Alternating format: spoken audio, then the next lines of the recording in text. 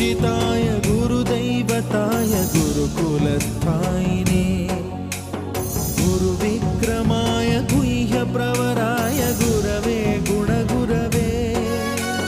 गुरुदैत्यकलक्षेत्रे गुरुधर्मसदाराध्याय